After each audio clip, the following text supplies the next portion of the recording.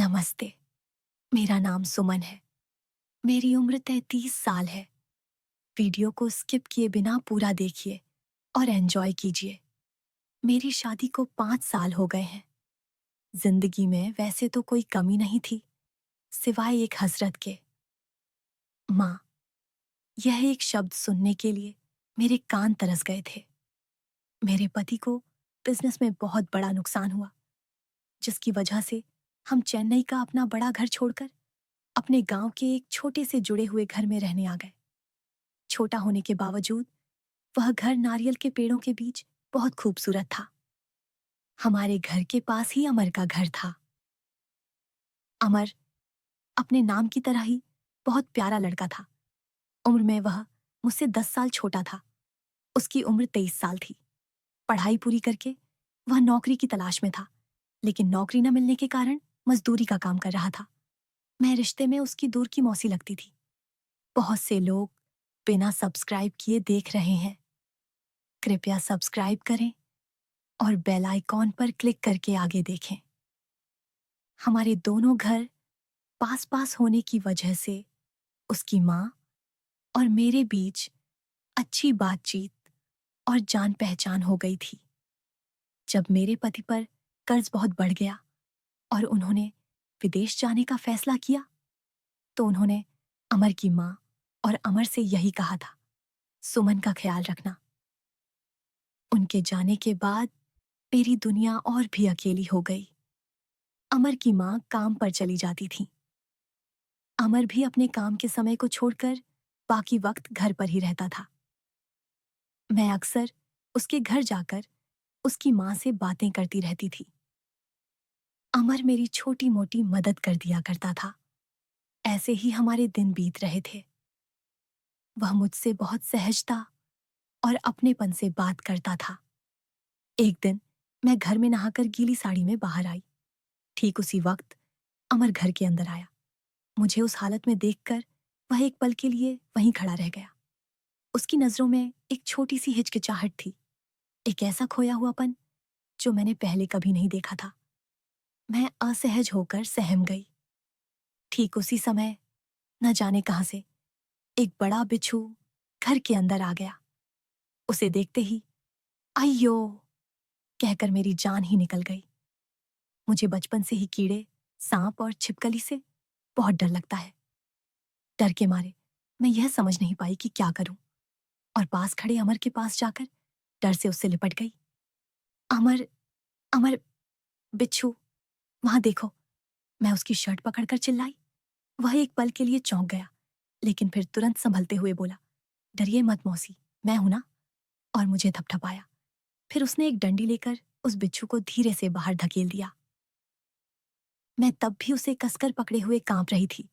वह हंसते हुए बोला, मौसी, बिच्छू चला गया, अब तो छोड़ सकती हैं। तब जाकर मुझे होश आया और मैं घबराहट में उससे अलग हुई। उस दिन उसे मेरा एक राज पता चल गया कि मुझे इस तरह के छोटे मोटे कीड़ों से डर लगता है। इसके बाद तो यह उसके लिए एक खेल ही बन गया। जब मैं रसोई में होती तो वह अचानक चिल्लाता, मौसी, छिपकली। मैं चीखते हुए भाग कर उसे पकड़ लेती। वह पेट पकड़कर हंसता। मजाक कर रहा था मौसी, कहकर हंसता। शुरू में मुझे गुस्सा आता था, पर धीरे धीरे मुझे भी यह खेल अच्छा लगने लगा। ऐसे ही एक दिन शाम को आसमान में काले बादल छा गए और जोरदार बारिश होने लगी। मैं उस बारिश में थोड़ी भीग गई थी। अगले दिन मेरे पूरे बदन में दर्द और तेज बुखार था। अमर की माँ मुझे देखने आई और अमर को साथ लेकर अस्पताल ले गई। डॉक्टर ने बताया कि यह वायरल फीवर है।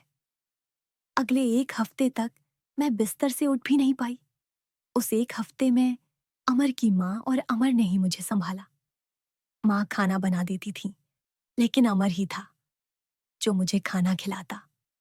और जब मैं खा नहीं पाती तो एक छोटे बच्चे की तरह बहुत सब्र से मुझे खिलाता, दवा देता और मेरे सोने तक मेरे पास ही बैठा रहता। जब वह मेरे सिर को सहलाता तो मेरी आंखों से अपने आप आंसू बहने लगते।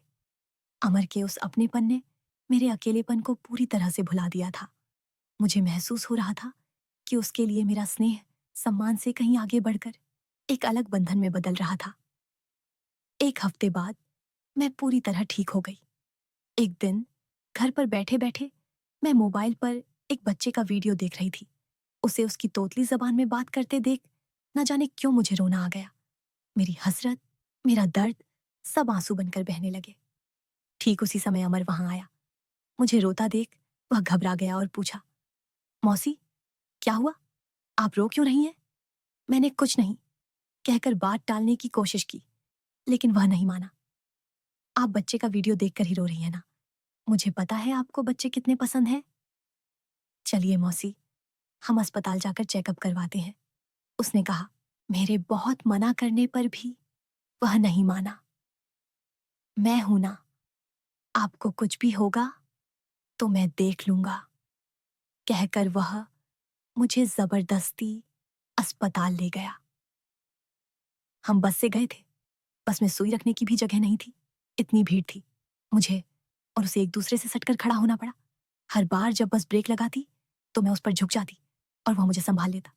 ये प्यार था, अपनापन था, या सिर्फ एक आकर्षण? ये समझ में ना आने वाली एक उलझन भरी भावना थी।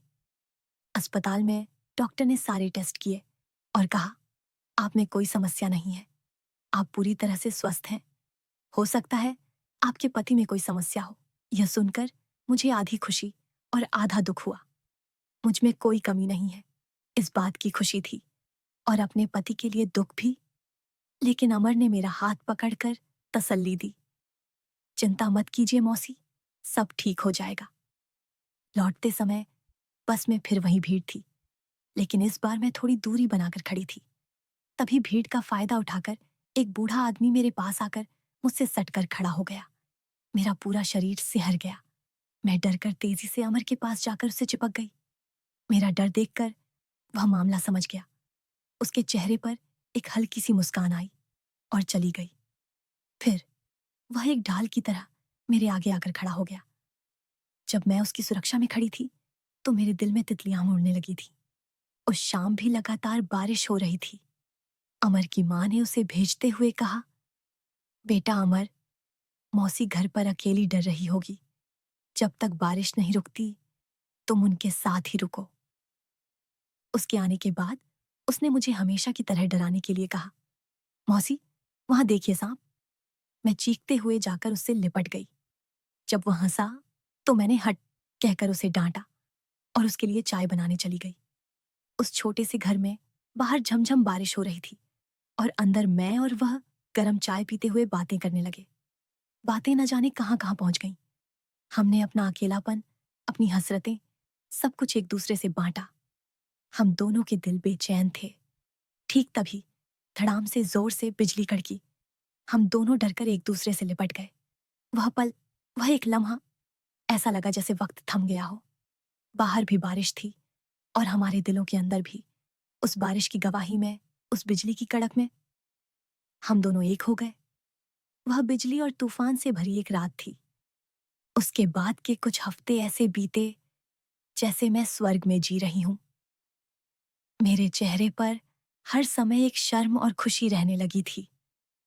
कुछ ही समय में मेरे पति भी विदेश से सारा कर्ज चुकाकर लौट आए। അവൻ കണ്ണിലെ उनके आने के कुछ ही हफ्तों में मुझे वह खुशखबरी मिली, जिसका मुझे बेसब्री से इंतजार था। मैं गर्भवती थी। हमारा घर खुशियों से भर गया। सब्सक्राइब பண்ணிட்டு उसी समय அந்த பெல் ஐகானை கிளிக் பண்ணிக்கோங்க। फैक्ट्री में अच्छी नौकरी मिल गई। வேறொரு சுவாரஸ்யமான கதையில 9 महीने बाद உங்களை சந்திக்கும் வரை बहुत ही प्यारे बेटे को जन्म दिया। விடை பெறுவது बच्चे को देखने के लिए अमर और उसकी मां घर आए। अमर ने बच्चे को अपनी गोद में लिया और उसे खिलाते हुए उसकी आंखों में जो खुशी थी वह देखने लायक थी। जब वह बच्चे को गोद में लिए हुए था, मैंने उसकी तरफ देखा। मेरी आंखें शुक्रिया के भाव से भर गईं। सब्सक्राइब करना और उस बेल आइकॉन पर क्लिक करना ना भूलें। एक और दिलचस्प कहानी में आपसे मिलने तक आपसे विदा लेती है आपकी दिव्या।